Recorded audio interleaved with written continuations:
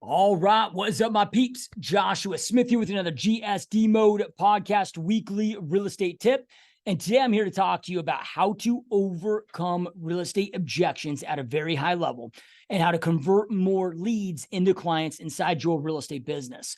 Look, in this market that we're in, this challenging, shifted market that we are now experiencing, skill set 100% matters. You have to have the ability to go out there and sell at a high level and be damn good at sales. And part of being damn good at sales is to have the ability to identify what those true root core objections are and be able to handle those, navigate those, and keep that process moving forward. All things we're going to break down here in this podcast. Now, in addition to that, systems and processes 100% matter in order to convert at the highest possible level. Systems and processes now matter today as much as ever before. So we're going to break all these things down to a deep dive here in this GSD Mode podcast today on both of these to ensure by the end of this that you are a lead gen, lead converting sales machine inside your business. And just so you guys know, I know we're all at different levels here, agents, team leaders, broker owners. I don't care what level that you're at. All of these things that we're going to break down here 100% apply because look, it doesn't matter what level we're at in our business. Sales matters. Doesn't matter if I'm trying to go out there and recruit a buyer, recruit a seller, recruit an agent, recruit a leadership personnel inside my overall leadership team. All of this boils down to our ability to go out there and sell. So all of these processes, all these frameworks, everything we're breaking down here 100% applies to us regardless of what level that you are at. Okay, so real quick, before we jump into that here, just a few quick things. All right, so if you and I are not connected on social media, so on Facebook and on Instagram, I'd love to connect with you on there. So my handle for Facebook and Instagram is the same. It's just Joshua Smith GSD. I'm active on both those platforms on a daily basis, posting content, engaging in that content, and checking messages, all that stuff. So make sure to go connect with me on Instagram and on Facebook. I'd love to be connected with you there. Okay, secondly, if you enjoy the content here on this podcast, also make sure to check out gsdmode.com for more additional free training and free resources.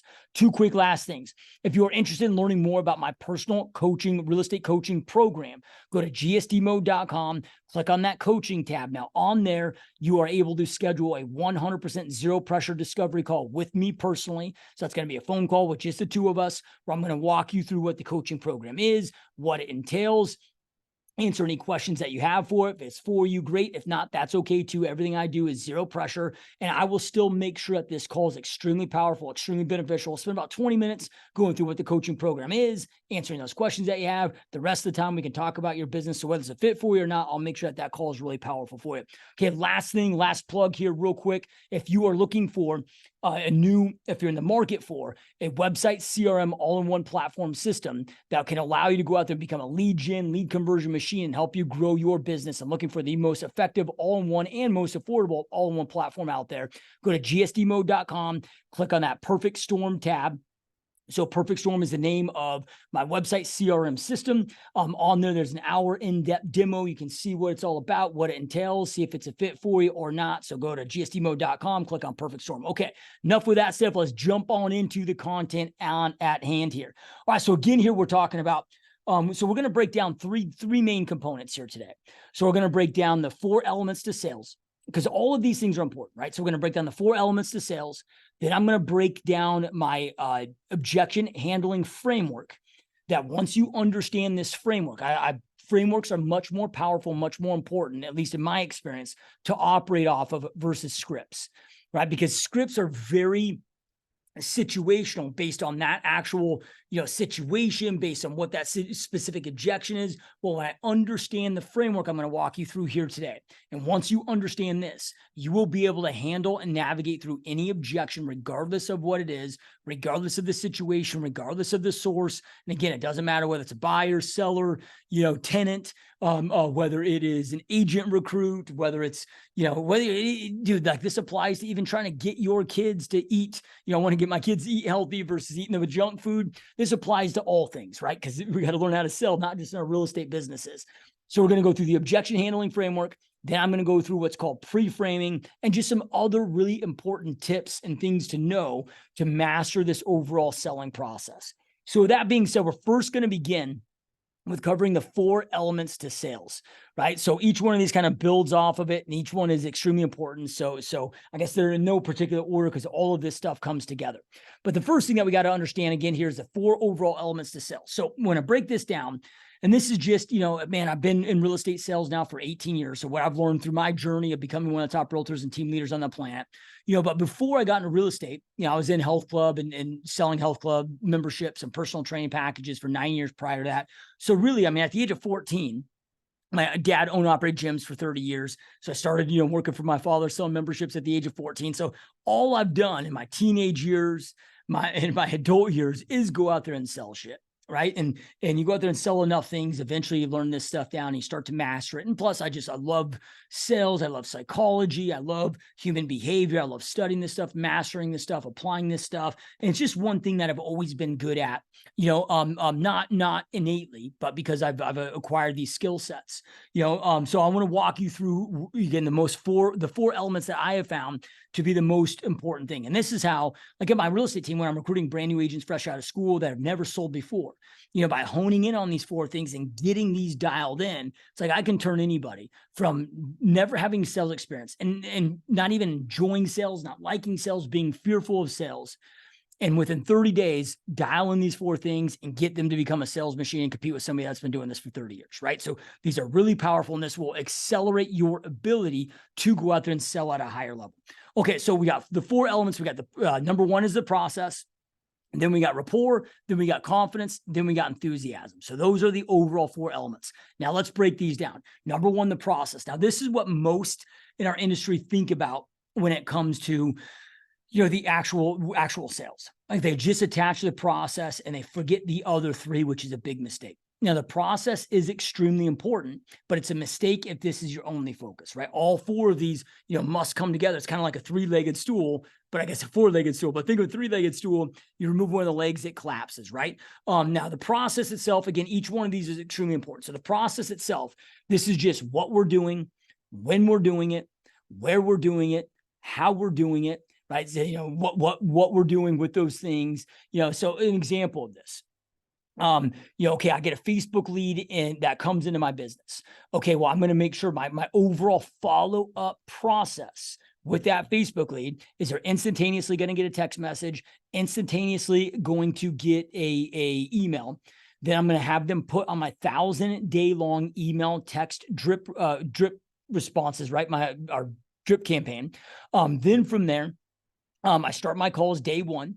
Right. So I'm calling them day 1, then every other day for the first 14 days and every 21 days for the first year.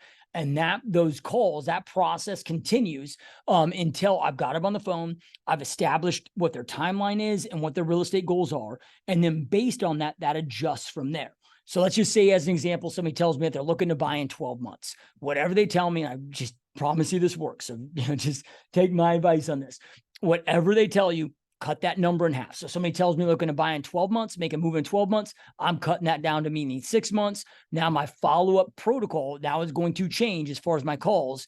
I'm going to cancel, the every 21-day calls and then put up my call timeline established, call time frame established, 6 months or less call tasking timeline, right? So that's going to essentially task me now to call them every 30 days at a minimum.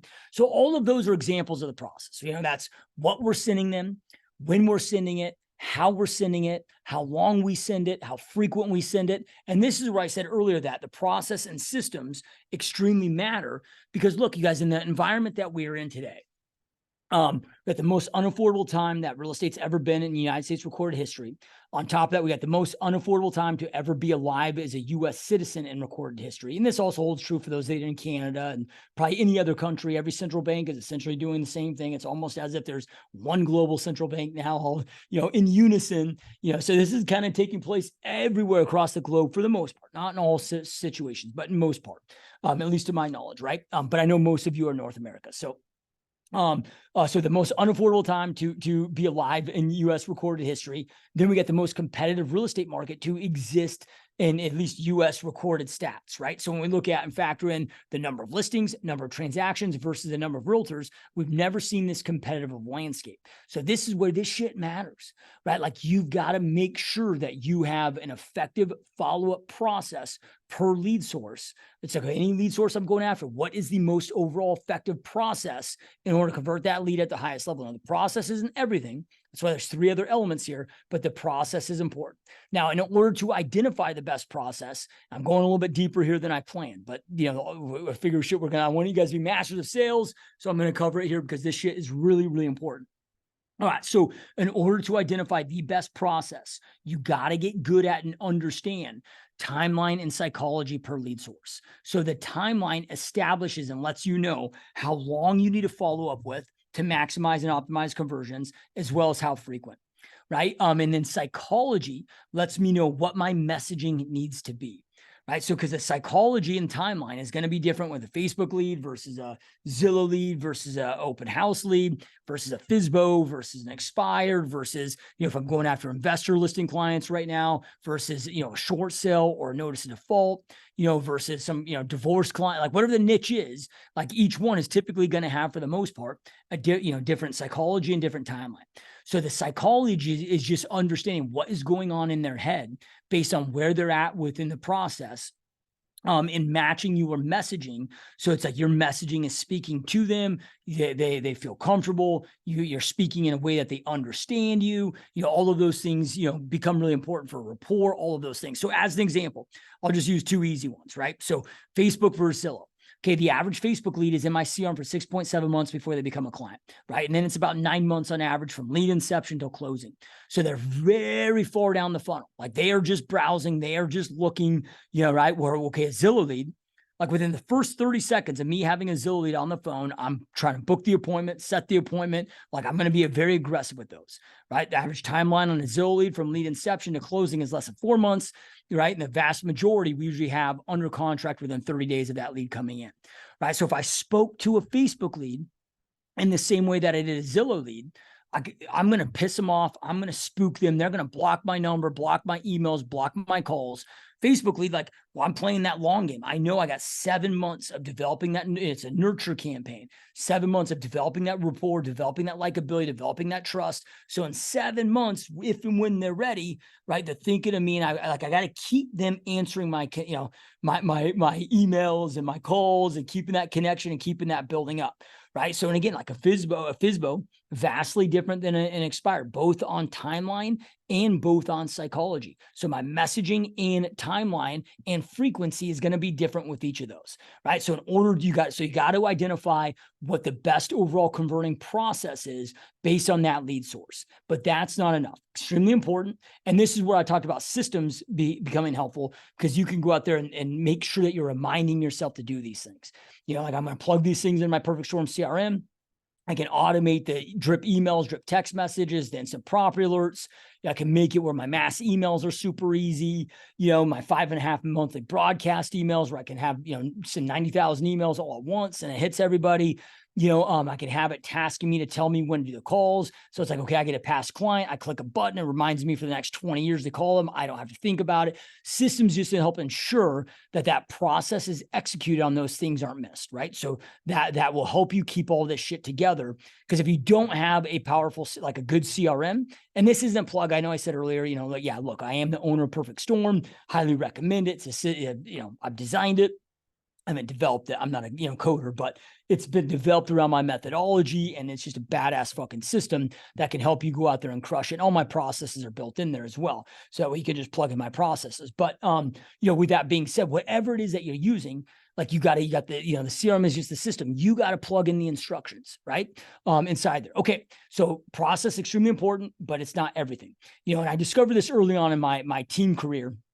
I discovered this about 16, 17 years ago. It's like, okay, as I started bringing on agents, and it's like, okay, I had agent A over here and agent B over here. They're following the exact same process, right? I taught them on the same process. They're following the same process. I'm QCing their systems. I can go into Perfect Storm. I can see when every one of my agents, like what they're doing, when they're doing it, how they're doing it. So it's like, okay, they're following the same exact process.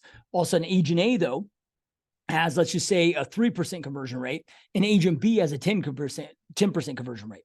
They follow the same process, right? Well, why could that be? They're doing the same shit. Okay, well, there's some other things that are missing when it comes to the sales process and the skill set. So this is where these other three come in. Okay, the next thing then is rapport. Your ability to establish and develop rapport when it comes to sales is extremely, extremely important. And we're going to keep circling back to this when we're talking about objection framework, when we're talking about pre-framing, when we're talking about giving the consumer what they want today, right? All of this is developing and establishing rapport. Rapport is just that likability and that trustworthiness, right? That all comes down to rapport. Now, why rapport is so important is the second that you break rapport, if you don't establish rapport, or the second that you break rapport, they will stop listening to you. We need them to listen to us. We need them to trust us, right? I'm not looking at this from, like trying to manipulate people or deceive people. That's not how I operate, right? That's not at all in any way, shape, form, or fashion how I roll inside my business, right? I'm developing this rapport, because I truly want to help people and do what's in their best interest. But I know that they won't allow me to give them my professional opinion of what's in their best interest if that rapport is broken. Because again, second you break rapport, they will stop listening to you. So a rapport is established through that connection, through that likability. So I have a rule inside my overall business, man. It's, connection first, business second. So I'm always looking for reasons to connect. I'm looking for reasons to follow up, to develop that connection. So let's just say I gave that example earlier of, okay, at Facebook lead, I've established their timeline. They told me 12 months. I cut that in half. Now I'm following up every 30 days with them. That's going to be at a minimum, right? Now I'm looking for excuses and reasons as to follow up with them. But when I am doing the follow-up calls, again, it's connection first, business second, right? So I'm not just right out of the gate, just getting right down to business. Hey, how are you doing? How's life? Taking detailed notes in my CRM. Hey, last time we talked, you told me that you got that promotion at your job, man. I've been excited about hearing about it. Tell me about it. Right? Like I'm always looking for that. Let's just say, for example, I'm on a call with somebody and they're telling me that they're getting ready to go in for surgery.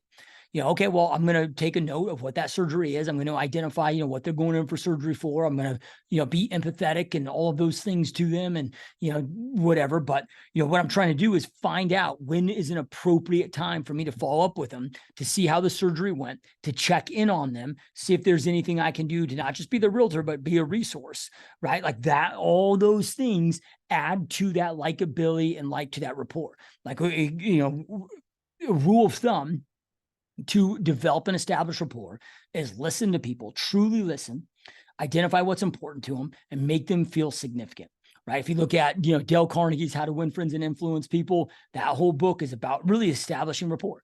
Yeah, right. It's about being interesting, being interested, not interesting, right? Like showing people that you're a great listener, that you're paying attention, that you're giving them what they want. You're showing that you understand what's most important to them. And again, we'll go deeper into this and as we get further, through this podcast here. But rapport is extremely important. Okay, so then the third component here is confidence.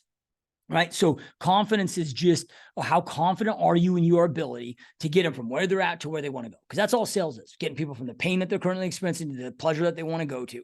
So they're either experiencing, pain in their current living situation and they want to get to pleasure with their living situation. Or, if you're recruiting agents, okay, the pain of where their business is currently at.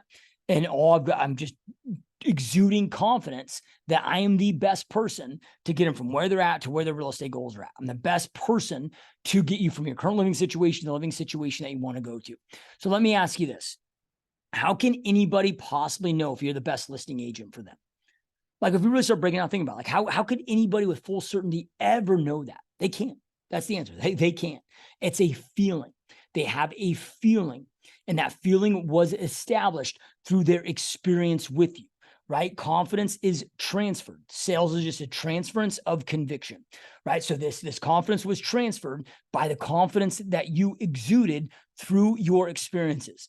People can feel this shit through the phone. They can feel it through a Zoom call. They can feel it in in-person meetings, right? Like and there's a difference between cockiness and arrogance versus confidence. You want to get to that point where you truly believe if they do not sign on that dotted line with you, that you truly believe that you are doing a disservice by letting them go with one of your competitors. Right. And there's ways to go out there and hack confidence. It's like, with agents that join my real estate company, let's just say a brand new agent fresh out of school that's never sold before, within a week, I can get them exuding massive amount of confidence and not just exuding it, but being extremely confident. Same thing with my coaching clients. Like there's hacks to go out there and get this, but you need to dial in your personal confidence because people know it. They can feel it. It's very difficult to be faked when it comes to confidence. Okay. Then the fourth component here is enthusiasm. So enthusiasm is excitement for what it is that you do. People want to work with other excited people, with other happy people. So enthusiasm is the excitement for the thing it is that you do, right? Like you want to be enthusiastic about helping your customers with their real estate goals, helping your agents with their real estate goals, right? And enthusiasm, like I get it. We're in a business, and this is true for all business owners, but I'm just going to speak to us in real estate because that's what we're all in here. But we're in a business where, man, you get knocked down a lot, you get kicked in the teeth a lot, and you can have those down days. Well, this is just where you got to suck it up, buttercup. Like this is fake it before you make it. Like you can get out of a bad situation, a bad meeting, and step in this other meeting, and nobody needs to know that you're having a bad day, or like this is just one of those things where you just gotta suck it up, and but it's controllable. It's 100% controllable. It's funny. Like I was in a meeting not too long ago with one of my teammates as a weekly mastermind, and some of my newer agents were in there, and somebody asked me like, because I walk in there, I'm like, hey, what's up, everybody? Like just excited, just like you guys always see me on these podcasts, but even with these podcasts, like I may have just came out of the worst freaking meeting ever and in a pissy bad mood, and then I'm going to jump on these. Like I can control my energy, I can control how I show up. Like I am a mature, a responsible entrepreneur. I can manage my emotions. Like there's an element of stoicism that must exist if you want to create success in business. But one of the agents asked me on my team, man, are you just always in a great mood? And of course I said to them, oh, hell yeah. Like, what's there not to be a great mood about? But I mean, the reality is like, look, I have bad days. Everybody's got bad days, but people do not want to work with the freaking Eeyores of the world, right? So, the Debbie Downers, the Eeyores of the world, I'm sure that you have somebody in your life so you can relate with this. When you call them up, you're like, hey, how are you doing? And like, oh, I'm okay. Right. They're just kind of like, they're just a downer, dude. They're so negative. It's like they suck your energy just out of you, man. Like nobody wants to be around those people, especially during a sales experience. You need to show them that you're excited to be around them, that you're excited to be serving and supporting the highest level accomplishment of their real estate goals, right? Like it's going to, again, make them feel more significant, make them feel more important to you. And again, like I said earlier, this is an element of deceit or manipulation. I don't know about you, but how I make money inside this business is through commissions only. I don't get a salary. So the most significant thing for me to my business and for me to have the ability to put food on the table for my family is my customers, is my clients.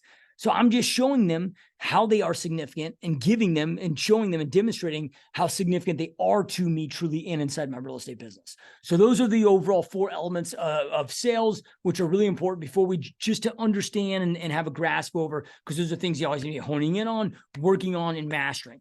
So now let's dive into overcoming objections. Now, there's 2 primary elements to overcoming objections here. Both are extremely important to understand. Now, I'm going to pre-framing is going to be something that you're going to do first in order to be able to unpack and peel back the onion layers when it comes to the objection handling framework. But I'm going to cover the objection handling framework first so you know it. So then when we pre-frame, right, you can get to that root core cause. And I know this all sounds like a bunch of mumbo jumbo words, but I'm going to explain this again in detail here for you.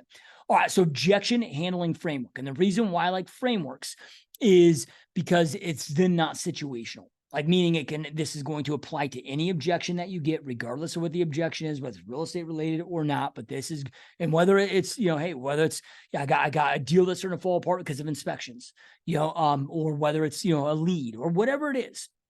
You're going to have objections that come out about all different stages of the process and for all different scenarios, with this. And then when I hear, some of these, quote unquote gurus sit there and say things like, oh, well, once you understand, there's only like 6, common objections that you're going to receive or hear for each different lead source. And once you know those, you can overcome each of those objections. And look, I have just found that to be utter, absolute bullshit and just nonsense personally.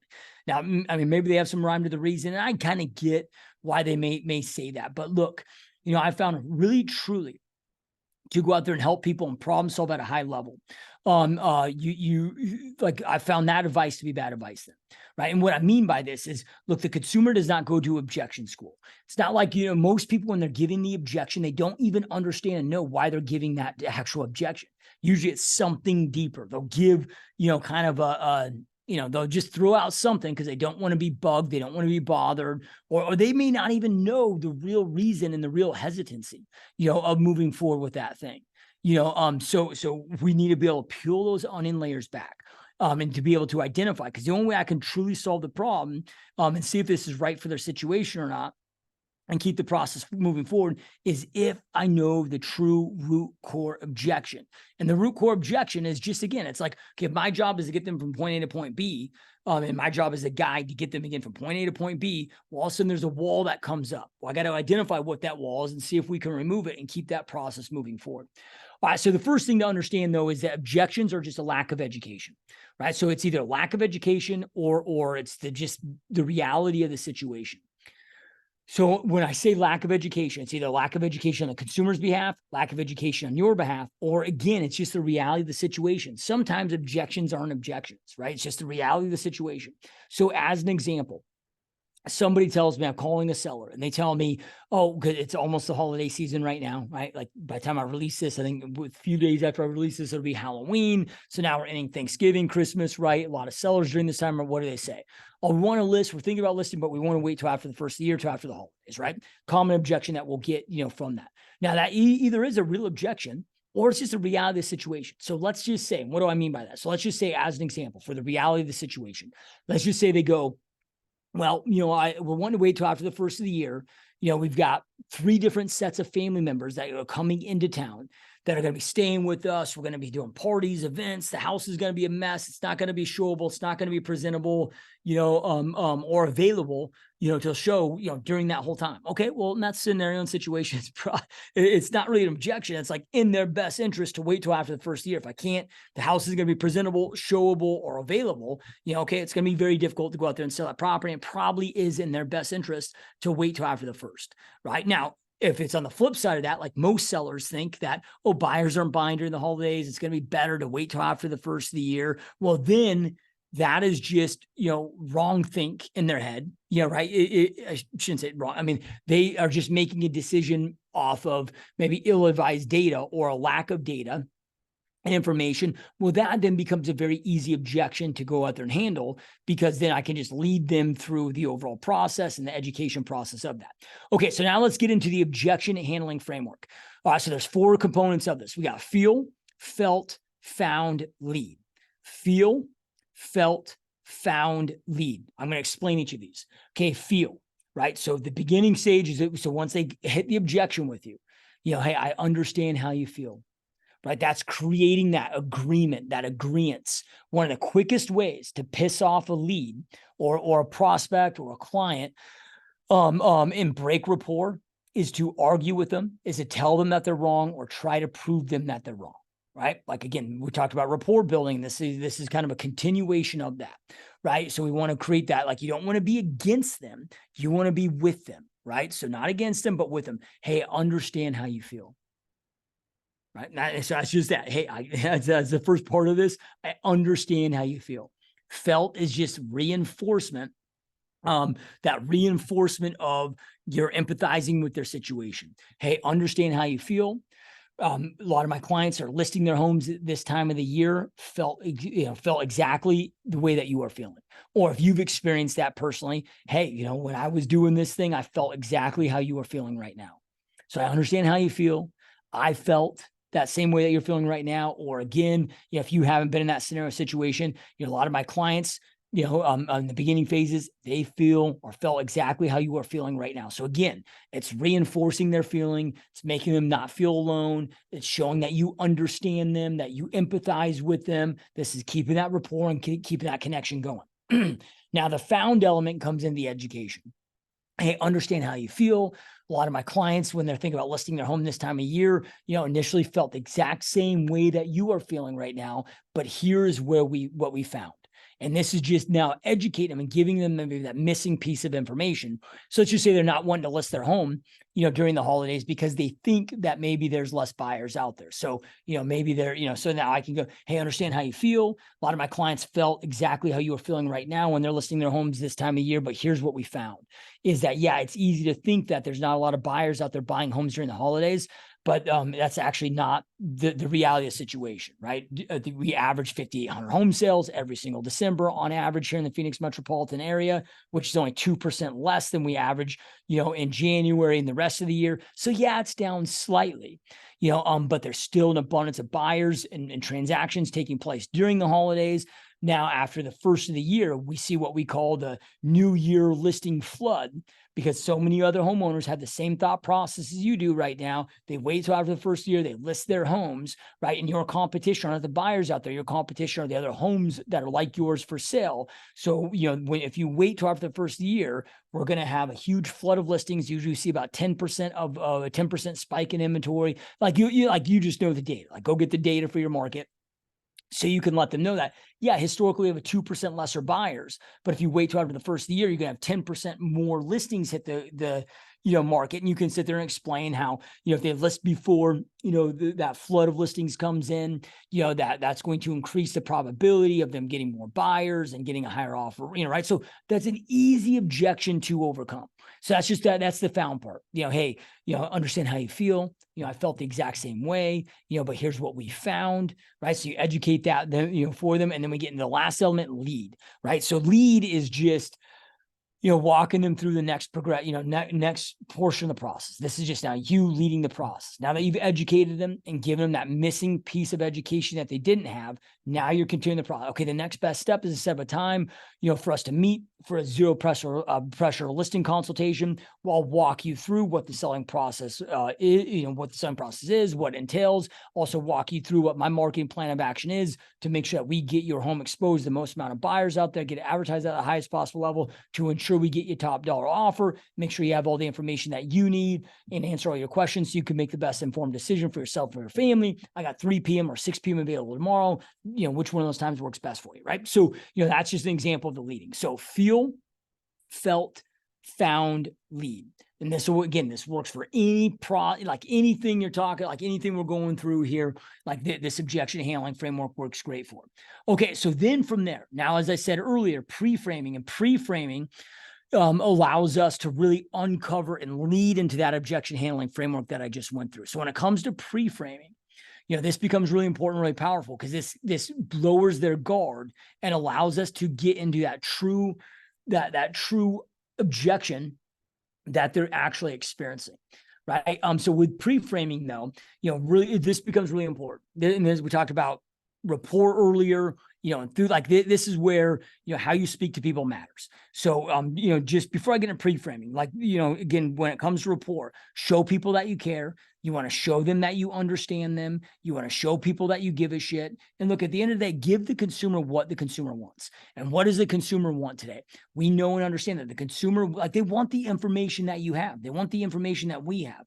They want the information that they need to make their best informed decision, but they want to be able to do so in a non-pushy, non-pressure, non-hassle and no hassle environment, right? So, they want the intel.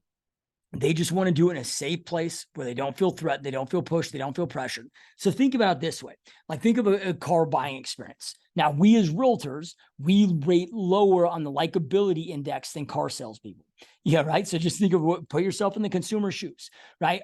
So that being said, though, you know how negative the car buying and shopping experience can go. Now, what if, just think of this scenario, what if you were promised and guaranteed that you could go to any lot that you wanted, look at any car that you wanted, get any information that you wanted, test drive them, check them out, do all of that, get all the payment information, but you were promised you would never be pushed, hassled, haggled, wouldn't be sold, wouldn't be high pressure, none of that ever existed. Okay, it would probably make it a much more pleasant experience.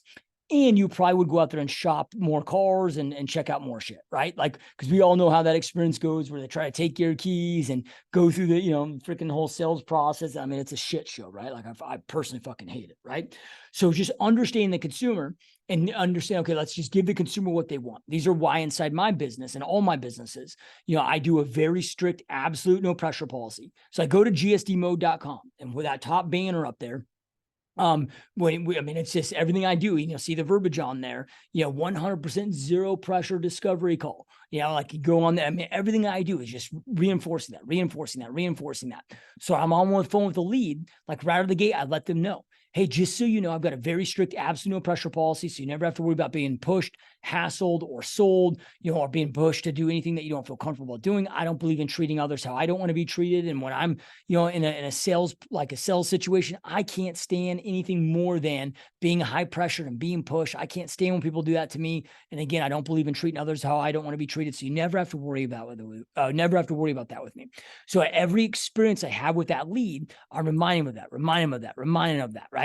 Then when I go to set the appointment, like as an example, when I'm setting an appointment for a buyer consultation, let's just say our listing presentation, I'll sell the value of the appointment. And as I set the appointment, I remind them about the no pressure policy. As again, I know I've said this before, but it's important. So I want to make sure that you know this and understand this. Everything that I do inside my business, I've got a very strict, absolute no pressure policy. So you never have to worry about being pushed, pressured, or sold. The sole purpose of this meeting is to provide you with all the information that you need and answer all the questions that you have. So again, you have all the information that you need to make your best informed decision for yourself and for your family. And at the end of that meeting, you may decide that, hey, home ownership isn't for you. And that's okay. You may decide that home ownership is for you, but now isn't just the time. And that's okay. Hey, you may even decide that home ownership is for you and you do want to go out there and buy something right now, but maybe you don't like me and don't want to utilize me. That's okay too. Right? Again, the sole purpose of this meeting is to provide you all the information that you need to make the best informed decision for yourself and for your family. And whatever that decision is, that's okay. The sole purpose is just to give you that information so you can get the clarity that you need. Right? So I'm just remind them. I mean, it's going to increase your ability to set appointments. It's going to increase your show up rate for those appointments because it's making people feel comfortable. Now, all of that, the reason why I share all of that before I get to pre-framing is because if people don't feel comfortable with you, and if you don't have that rapport, it's very difficult to pre-frame this stuff and get to that root core issue. So pre-framing is just essentially granting us permission to ask them what that core issue is. But in order to do that, we need to make them feel safe and make them feel comfortable with all these different things that I'm talking about, right? So pre-framing is just, hey, as I mentioned before, I've got a very strict no pressure policy inside my organization. So I'm not here to push you, sell you, or try to push you to do anything that you don't want to do or anything that you're uncomfortable with. However, in order for me to serve and support you at the highest possible level with your real estate needs and with your real estate goals, I need to understand what's going on. So that being said, what is blank? Yeah, right. So let's just say, as an example, I'm having an issue, a challenge with, I'm on a phone call with a buyer lead. They keep telling me that they, want to get pre-qualified. They're not working with a lender. So I've been trying to get them in contact with my personal lender, but they're ghosting my lender, right? Like it happens, and it can happen quite often, right? So then from there, when I get that lead on the phone, let's just say my lender's been trying to get a hold of them for, 3 or 4 days straight and just getting ghosted. So then again, like this is an example of that pre-framing. I can go through. So this will be pre-framing, and I'll walk you back through the objection handling framework for this scenario, for this situation. So, hey, just want to check in, see how you're doing. All right, start with the connection, then we'll get into business, right? So, hey, I know that in our last conversation, you mentioned that you weren't working with a lender. And as I said, that's the next step that we need to take is we need to get you pre-qualified so we know what that situation looks like. So then we can go out there and start looking for homes, know what we're working with here. And I know that you had mentioned that you weren't working with a lender and you asked me to connect with my lender. Now I just talked to Joe, or whatever your lender's name is, talked to them. They mentioned that they've, reached out the last few days in a row.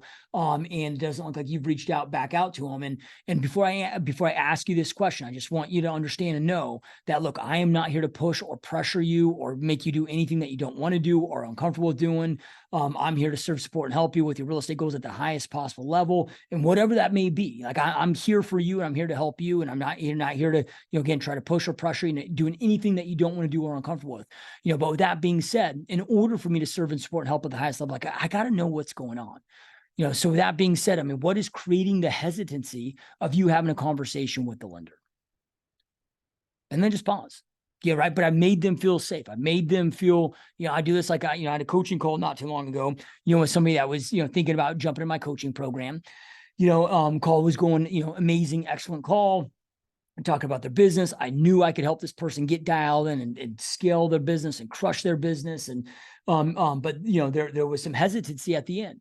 And so I use pre-framing to jump into this, at the end. So, but then again, I kind of led into that same way of, hey, I said, when you sign up for this call, everything that I do is zero pressure, so I'm not here to try to push or pressure you to doing anything that you don't want to do or anything that you're uncomfortable with doing. So that's not why I'm asking you this question. I'm not asking this question to try to hard sell you, just out of curiosity and just to see if there's anything that's missing or anything that I'm not, that is I need to inform you on more. Just curious of what's going on here. But what is creating the hesitancy, from you wanting to move forward right now with coaching? Well, then that uncovered what the true, obstacle and the true objection is. So then we could handle that and work our way through that. So, okay, like let's just say in this lender example, or this buyer client with the lender example, I've had this happen so many times, right? And I get it. I understand it. They're like, well, what, and that's going to always be the objection. Cause again, they're always different, but it's one that's common so once I ask them, hey, what's the real reason that, you're not wanting to have the conversation with the lender? Well, just like, what if I don't qualify? Okay, boom. Now I got to the root core issue, right? It's not that they're blowing them off. It's not that they're not serious, right? They have a fear of rejection, and that runs deep in all of us, right? It's how we're domesticated, man. It's like mom and dad, like we're doing things right. Mom and dad are happy, then we're getting our good grades. We're, right. But like, you're taught like rejection is bad and you got to be good at it. Like fear of rejection runs deep into all of us, right? So then from there, now that I've got that root core cause, that root core objection, now I can move the process forward. Hey, I 100% understand how you feel. When my wife and I went to go buy our first home, we felt exactly how you are feeling right now. And guess what? When we actually applied for the loan, we didn't get qualified. But the great part about it was the lender was then able to supply us with a game plan. So then we were able to fall within 6 months. That after that 6 months, we were able to get our credit and get everything in place that we need to have in place. So then within 6 months, we were able to requalify. Then we were able to apply to get approved. And then we were able to make homeownership a reality for my wife and I. So, that's the great part about this. Again, this is just a starting point. There's no objection. There's no obligation. You don't have to use this lender. This is just a starting point.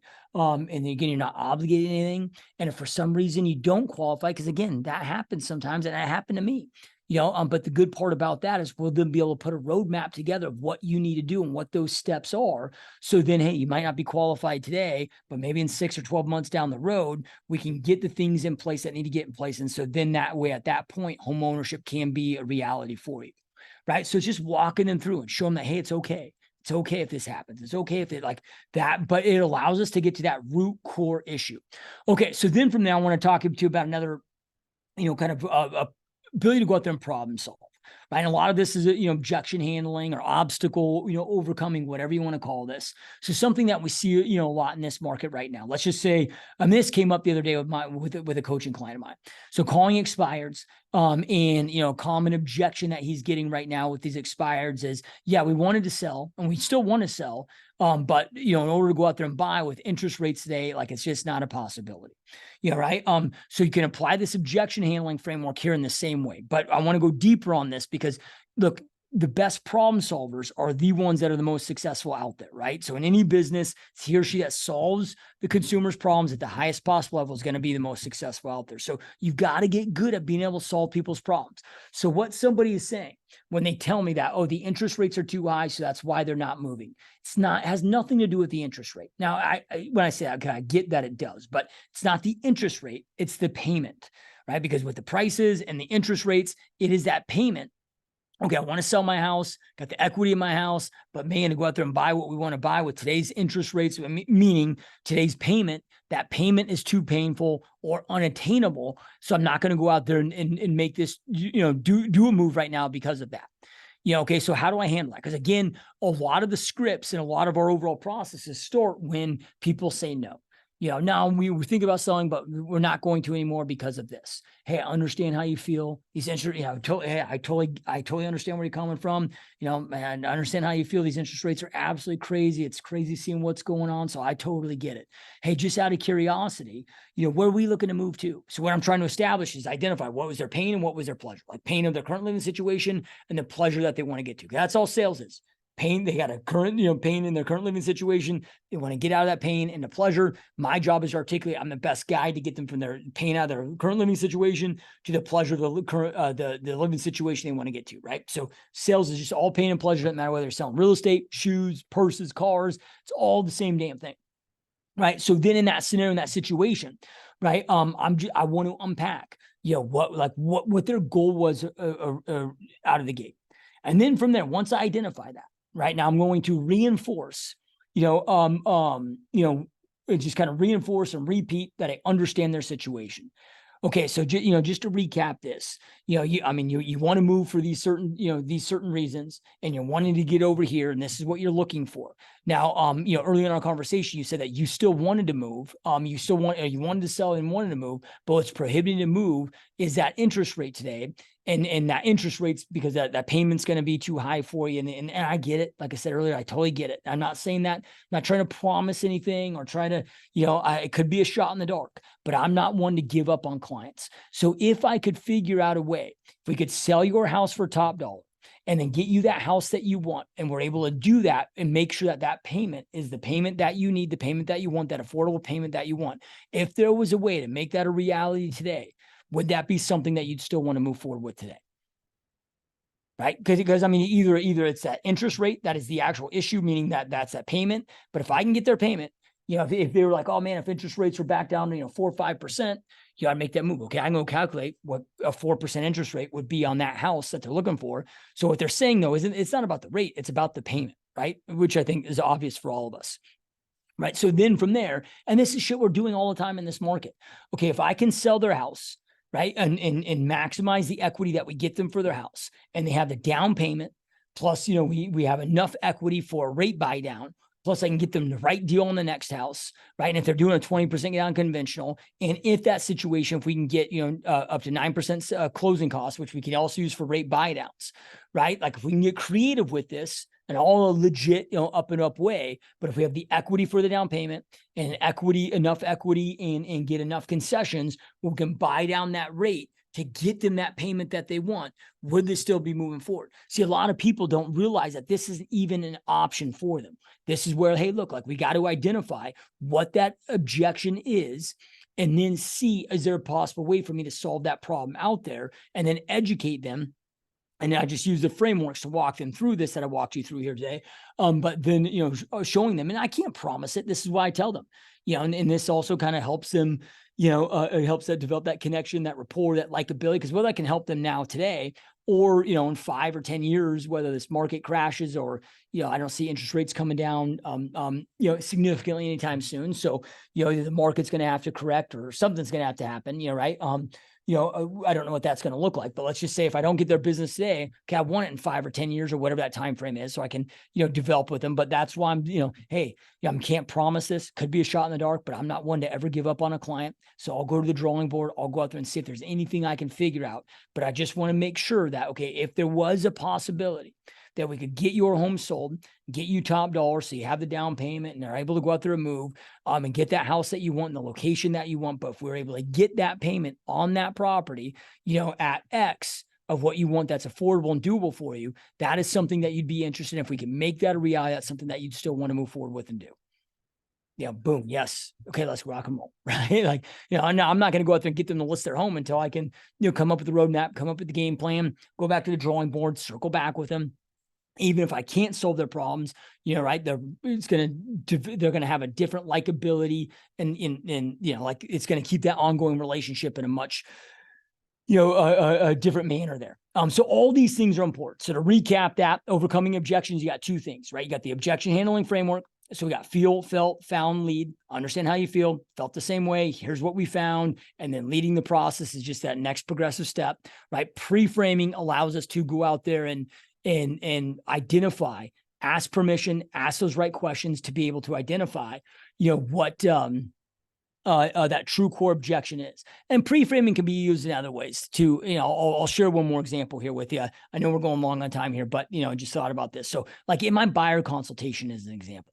So when I'm sitting down with somebody in a buyer consultation, I ask them certain questions, but I let them know before, hey, I'm going to ask you a lot of questions. And some of these questions might be silly. Now I'm going to explain why I'm asking these questions. And, some of them might be kind of silly. Some might kind of be repetitive. And if any of these seem like, I'm trying to seem high pressure, I apologize up front for that. Again, I've got a very strict no pressure policy. I'm not here to push pressure, or hard sell you on anything that you don't want to do. Look, I'm here to serve and support and help you and with your real estate goals, and regardless of what those goals are and regardless of what your time frame is, look, I'm here to serve, support, and help you. But the reason why I want to say this, or why I'm, letting you know this is, look, I need to ask these questions. I'm going to ask a lot of questions because the only way for me to serve, support, and help you at the highest possible level is for me to have extreme clarity on what you want, what your expectations are, and what your timelines are.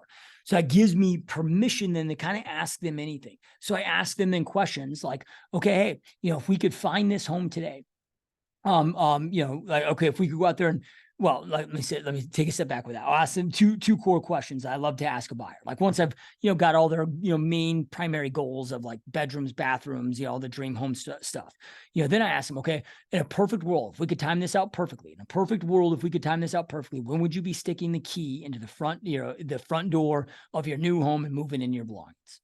Right. So that lets me establish that timeline. Then I ask them, okay, if we found this home today, are you in a position where you'd be, willing and able to put an offer today? Now, if they start to take a step back, I ask that I, reinforce it of, hey, again, I'm not asking these questions to try to push you. Again, I'm just repeating, got a very strict no pressure policy, blah, blah, blah, blah, blah.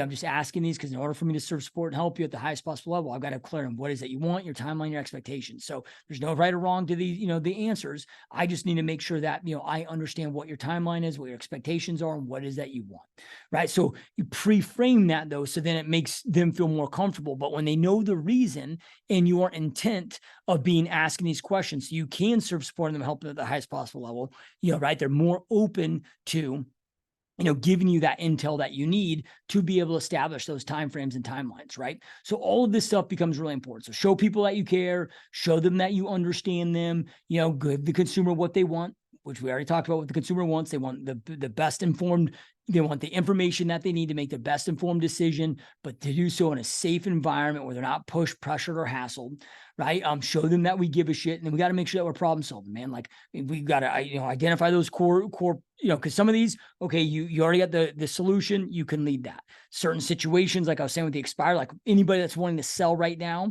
but can't or doesn't think that they can because of interest rates. Okay, well, then we got to go back to the table and problem solve, but we got to articulate how we're going to go out there and problem solve for them, as I gave in that example. So anyway, I hope that this was helpful for you guys. Remember though, in this market, man, skill set 100% matters, and your processes and systems matter. So dial this stuff in. And just as a quick reminder, make sure that you check out gsdmode.com for more additional free resources and free training. Also check out my coaching program, gsdmode.com. Click that coaching tab. You can schedule a 100% zero pressure discovery call with me personally, where I can walk you through what my coaching program entails, what it is, how it works, answer any questions that you have. Again, that way you have all the information that you need to see if it's a fit for you. And if not, that's okay.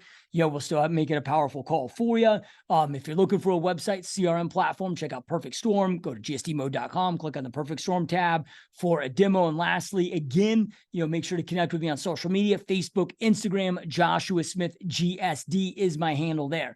All right, I hope you guys found this helpful. Keep crushing it, keep kicking ass. I will see you next time. Peace.